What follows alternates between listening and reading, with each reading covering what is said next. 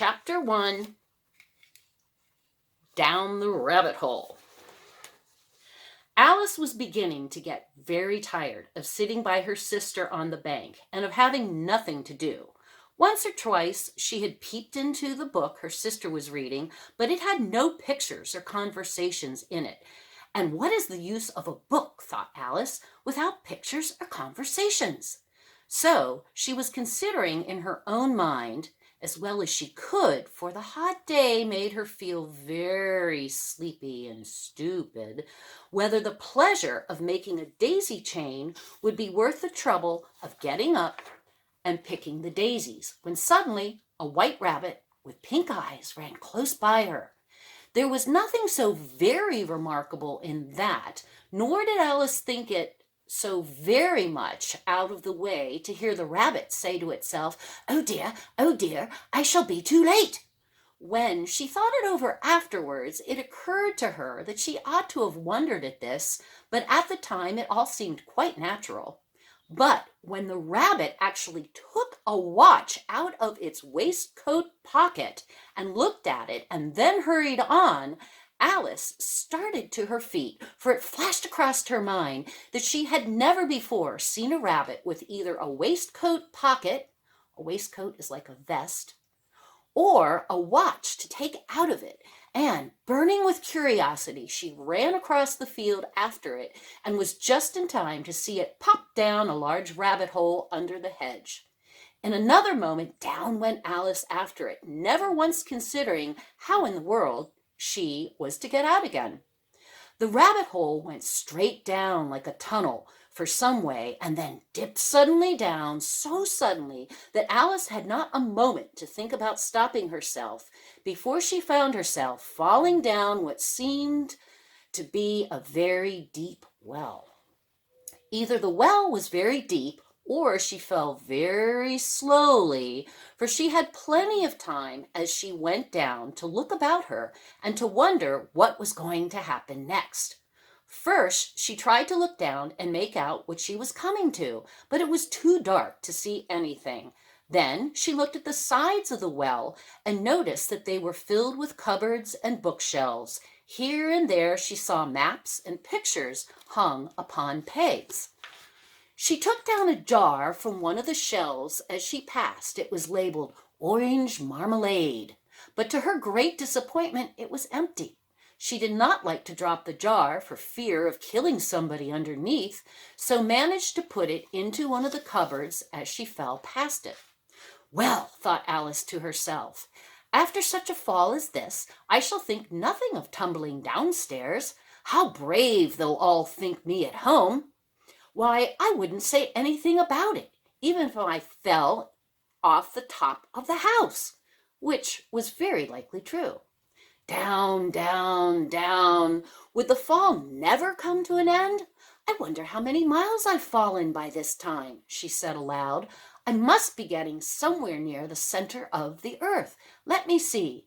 That would be 4,000 miles down, I think.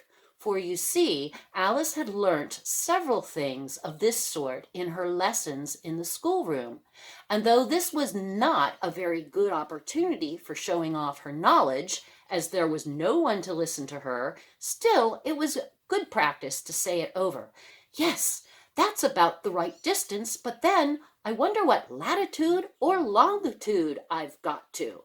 Alice had not the slightest idea what latitude was or longitude either, but she thought they were very nice grand words to say.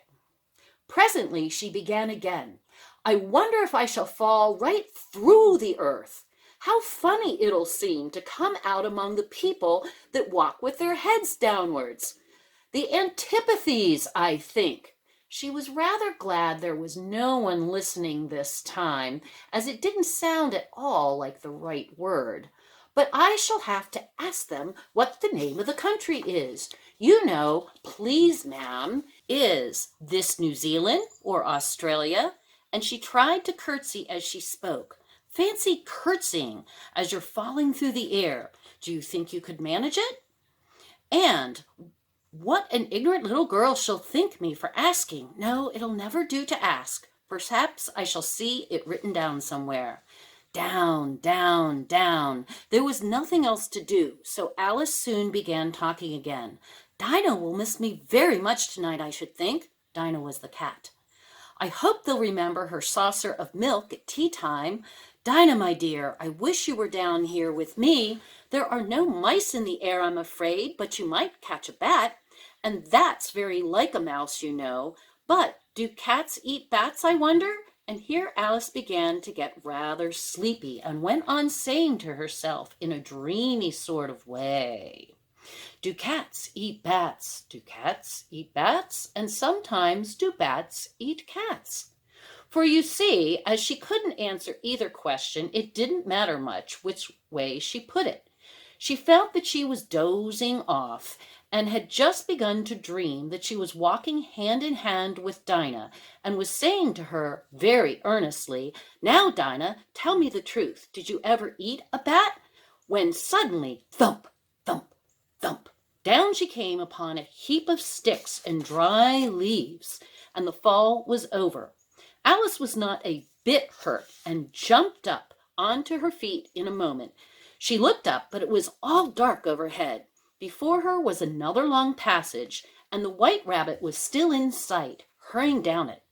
There was not a moment to be lost. Away went Alice like the wind, and was just in time to hear it say, as it turned a corner, oh, my ears and whiskers, how late it's getting! She was close behind it when she turned the corner, but the rabbit was no longer to be seen. She found herself in a long, low hall, which was lit up by a row of lamps hanging from the roof. There were doors all around the hall, but they were all locked. And when Alice had been all the way down one side and up the other, trying every door, she walked sadly down the middle, wondering how she was ever to get out again. Suddenly, she came upon a little three-legged table, all made of solid glass.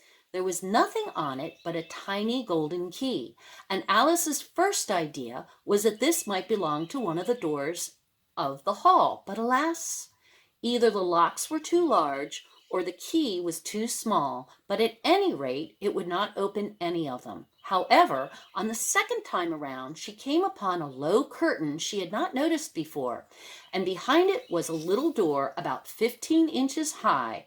She tried the little golden key in the lock, and to her great delight, it fitted. Alice opened the door and found that it led into a small passage, not much larger than a rat hole. She knelt down and looked along the passage into the loveliest garden you ever saw. How she longed to get out of that dark hall and wander about among those beds of bright flowers and those cool fountains. But she could not even get her head through the doorway. And even if my head would go through, thought poor Alice, it would be of very little use without my shoulders. Oh, how I wish I could shut up like a telescope.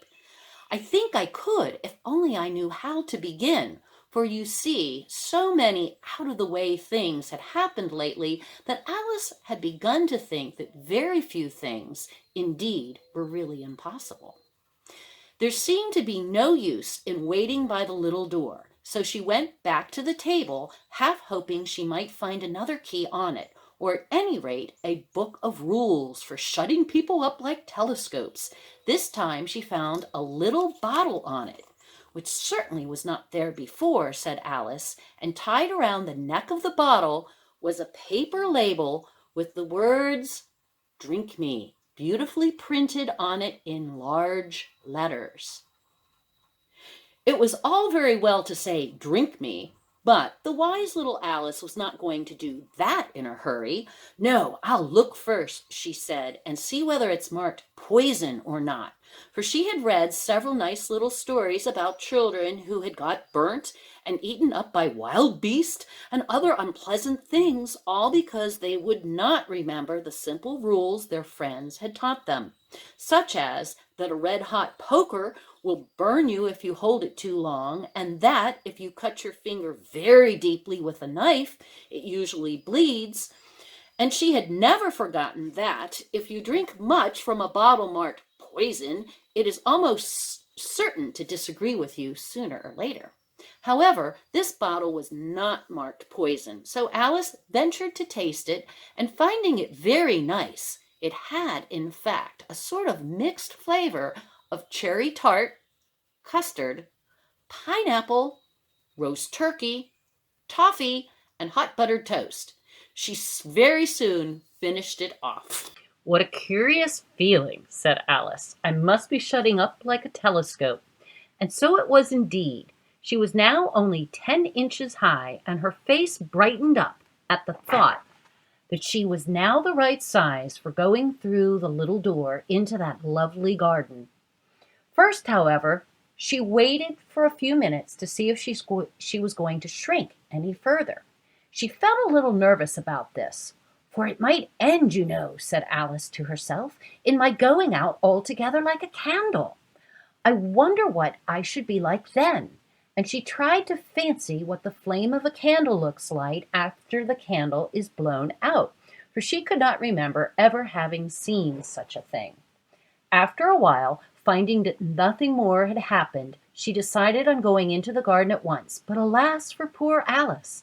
When she got to the door, she found she had forgotten the little golden key, and when she went back to the table for it, she found she could not possibly reach it. She could see it quite plainly through the glass, and she tried her best to climb up one of the legs of the table. But it was too slippery, and when she tired herself out with trying, the poor little thing sat down and cried. Come, there's no use in crying like that, said Alice to herself rather sharply. I advise you to leave off this minute. She generally gave herself very good advice, though she very seldom followed it. And sometimes she scolded herself so severely as to bring tears into her eyes. And once she remembered trying to box her own ears for having cheated herself in a game of croquet she was playing against herself. For this curious child was very fond of pretending to be two people. But it's no use now, thought poor Alice, to pretend to be two people. Why, there's hardly enough of me left to make one respectable person. Soon her eye fell on a little glass box that was lying under the table. She opened it and found in it a very small cake, on which the words "Eat me" were beautifully marked in currants. Currants are like raisins, and I do not have a cake with currants here. Well, I'll eat it, said Alice, and if it makes me grow larger, I can reach the key, and if it makes me grow smaller, I can creep under the door, so either way I'll get into the garden, and I don't care which happens. She ate a little bit and said anxiously to herself, which way, holding her hand on top of her head to feel which way it was growing, and she was quite surprised to find that she remained the same size. To be sure, this is what generally happens when one eats cake, but Alice had got so much into the way of expecting nothing but out-of-the-way things to happen that it seemed quite dull and stupid for life to go on in the common way. So she set to work and very soon finished off